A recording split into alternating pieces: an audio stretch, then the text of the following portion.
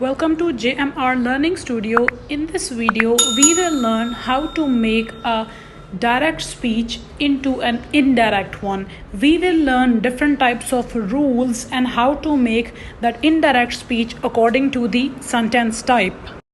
सबसे हम पहले देखेंगे कि डायरेक्ट और इनडायरेक्ट स्पीच क्या होती है।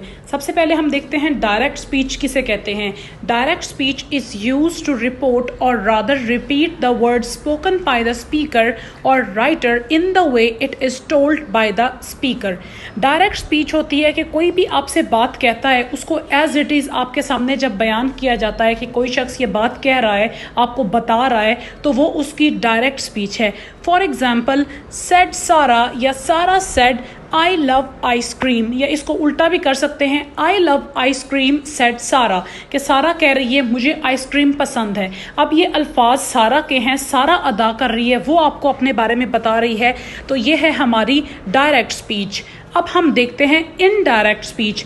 Indirect speech is the way in which you convey what someone said to another person, not necessarily using the exact words of the speaker.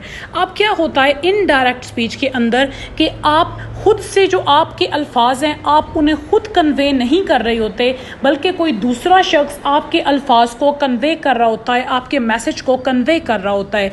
जैसे कि ऊपर सारा ने कहा कि मुझे आइसक्रीम पसंद है, अब यहाँ कहा जा रहा है सारा said that she loves ice cream. अब यहाँ पे सारा ने खुद से ये बात नहीं कही, लेकिन सारा की तरफ से कोई बंदा बता रहा है कि सारा कहती है कि उसको आइसक्रीम पसंद है। सो ये इनडायरेक्ट और डायरेक्ट का जो फ़र्क है कि डायरेक्ट में वो शख्स खुद बता रहा है अपने बारे में इंफॉर्मेशन, इनडायरेक्ट में दूसरे उसके बारे में बता रहे हैं कि वो क्या कह रहा था। आज जो हम डायरेक्ट से इनडायरेक्ट बनाने जा रहे हैं वो है पास्ट परफेक्ट। इससे पहले आपने प्रेजेंट की तमाम जो है रूल्स सीखे हैं कि डायरेक्ट से इनडायरेक्ट बनाते हुए हम क्या चेंजेस लेकर आते हैं। कि आपको पता है कि जैसे जो बाय रिपोर्टिंग स्पीच होती है, he said, I said, they said, अगर ये सेड में हो, पास्ट में हो, तो हम अंदर वाली हमारी मेन इंफॉर्मेशन रिपोर्टेड स्पीच को हम चेंज कर देते हैं अकॉर्डिंग टू टेंस। जो भी टेंस है हम उसके मुताबिक टेंस को चेंज करते हैं। पहले प्रेजेंट के चारों टेंस हम डील कर चुके हैं, past simple, past perfect, past simple, past continuous भी आप चैनल पे जाके दे सकते हैं।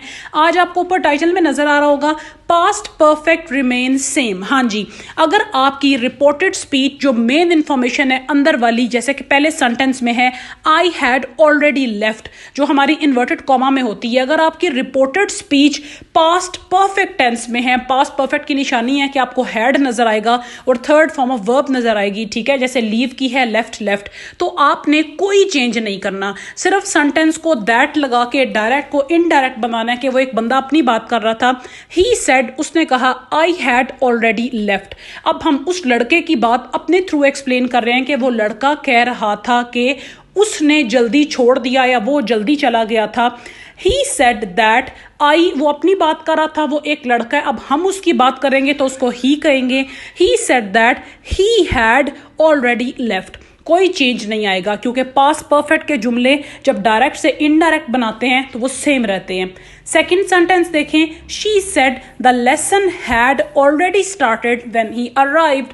अब यहाँ पे हैड से हमें पता चला कि ये पास्ट टेंस है और इसके अंदर स्टार्ट की थर्ड फॉर्म है स्टार्टेड, तो हैड स्टार्टेड यानी कि पास्ट परफेक्ट है। और जब हमारी main information reported past perfect में होगी तो हमने जुमले को चेंज नहीं करना, सिर्फ इसको इनडायरेक्ट बनाना है दैट लगाते हुए। She said that the lesson had already started when he arrived. Okay, she said that the lesson had already started when he arrived. सिर्फ हमने उसकी बात को अपने तौर से चेंज कर दिया कि वो लड़की कह रही थी कि तब लेसन शुरू हो चुका था जब वो लड़का पहुंचा, तो यहाँ पे इन्वर्टेड कॉमा हटा के दैट लगाना है। और हमने, हमारे लिए आसानी हो गई है कि हमने टेंस को बिल्कुल भी पास्ट परफेक्ट में चेंज नहीं करना। जो हमारा सेकंड रूल है उसके मुताबिक हमने यहाँ एक गौर से एक चीज़ में ध्यान देना है कि पहले जब हम लोग सेंटेंस कर रहे थे तो उसके अंदर जो हमारी जो स्पीच थी, जो स्पीच का हमारा पहला पार्ट था, उसमें हम कह रहे थे ही सेड, शी सेड, ठीक है। अब नेक्स्ट जो हमारा रूल है इंपॉर्टेंट याद रखने के लिए, ठीक है, बहुत आसान सा रूल है, आप इसे भूलेंगे नहीं। यहाँ पे वो कह रहे हैं he says, he says, she says।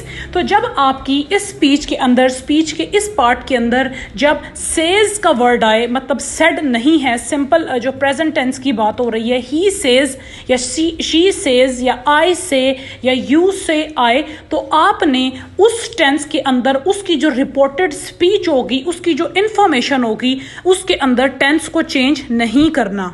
For example हमारा पहला सेंटेंस है ही सेज। अब यहाँ पे सेड नहीं है, अगर यहाँ पे सेड होता तो हमारी जो इंफॉर्मेशन अंदर दी गई है I go to school every day, हम उसको अकॉर्डिंग टू टेंस चेंज करते, लेकिन यहाँ पे है ही सेज। सेज की वजह से जब प्रेजेंट टेंस में ये बात हो रही है तो हम क्या करेंगे, अंदर वाली इंफॉर्मेशन के टेंस को चेंज नहीं करेंगे, हम इसे सिंपली बदल देंगे। He says I go to school every day, तो वो लड़का कहता है मैं हर रोज स्कूल जाता हूं।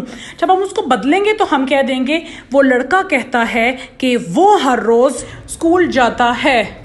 इसको हम ऐसे चेंज कर देंगे, ही सेज दैट। दैट क्यों लगाते हैं, क्योंकि हम इनडायरेक्ट किसी की बात को बयान कर रहे हैं। ही सेज दैट ही, क्योंकि एक लड़के की बात थी, ही सेज दैट ही। ऊपर वाले टेंस के अंदर हमारा सिंपल प्रेजेंट टेंस था तो हम वही रखेंगे। ही शी इट के साथ आपको पता है SES का इजाफा होता है, तो he says that he goes to school every day.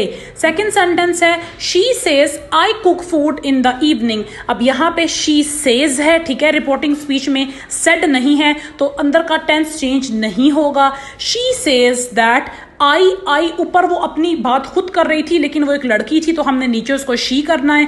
She says that she cook की जब ही शी इट के लिए लगेगा तो SES होता है, तो she कुक्स food in the evening. If you like the video, please subscribe to our channel and press the bell icon for future videos. Thank you.